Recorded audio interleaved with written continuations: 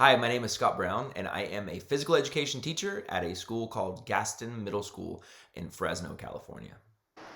And that is my class. This is not too long before COVID-19 hit, so we're maskless all around each other, probably having a fun time that day. But I do find myself to say I'm very, very lucky to work at the school site that I do. Everybody from the principal all the way down to every single person on campus really cherishes students' health, and that's their mental health, physical health, as well as their nutritional health. We were actually singled out by CAPERD, which is our state organization, as the top middle school PE program in the state of California for middle school.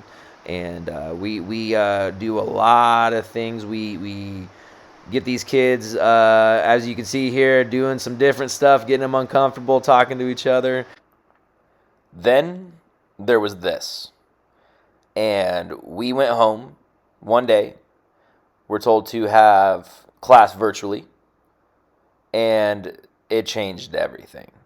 Because that one day turned into an entire school year where we came back around to the same time of school in the spring before we even went back to hybrid. So this changed everything. This presented an entirely new set of challenges, an entirely new way of teaching and learning. One thing that pretty much every teacher, I believe, faced when COVID-19 first hit, and many of us had to go to virtual. So we were meeting our classes online. We were signing on a class, taking attendance, and teaching and instructing, and the students were learning all through a computer screen, which is very foreign, and especially to the field of physical education, but to all teachers in general. And I think every teacher had a sense of, how are we going to do this?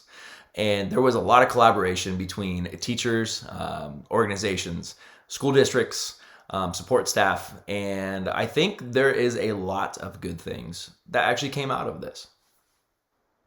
One thing that did bother me was that I knew from coaching and having different adjunct duties on campus and just being involved in students' lives that there were quite a few students who depended on the school to get the proper nutrition and or sadly just the caloric intake that they needed per day.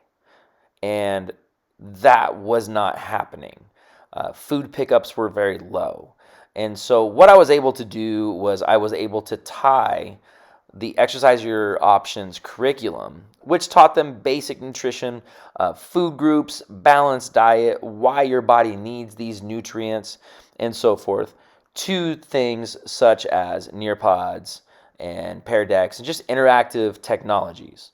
And so by doing so, I was able to just question my students randomly throughout the curriculum.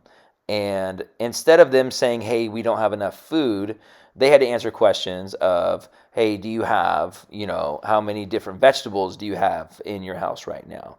And then at the end, as you can see right here, it was basically, do you have food in your house to have a balanced diet, or not? And we were able to locate many families who could use the help.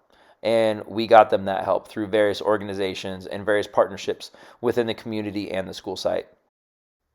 So just looking back, it's actually very inspiring to see how just in the processes and the thoughts of trying to create a better classroom, create a better educational system for the students at home, really then led to finding the right curriculum with the right technological platforms, and then through those carrying the whole process through to where in the end we had the community and surrounding partnerships really help take care of people in times of need, in times of pain and hurt.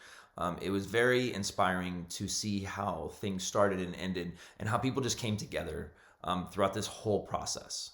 It's been very inspiring. And like I said, there's a lot of bad that's happened, but when looking back, there is a lot of good, and there's a lot of good that came about because of this, and a lot of good that was exposed because of this.